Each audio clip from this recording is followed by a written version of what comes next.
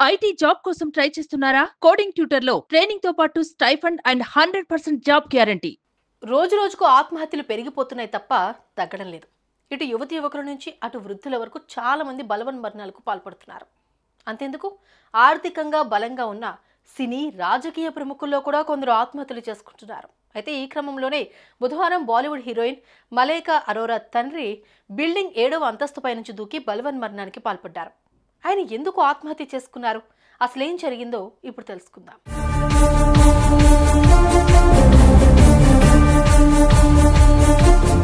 ప్రముఖ బాలీవుడ్ నటి, beauty queen Malaika Arora గురించి ప్రత్యేకంగా చెప్పాల్సిన పని లేదు.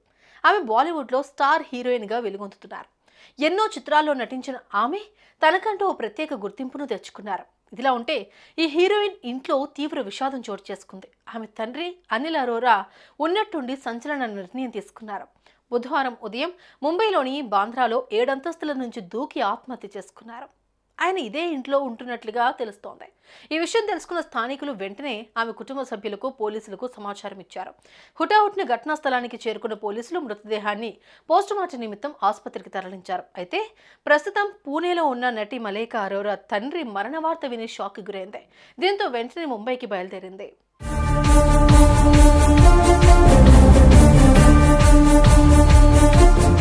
అయితే అనిల్ అరోరా ఆత్మహత్యపై ప్రస్తుతం ఓ వార్త వినిపిస్తోంది.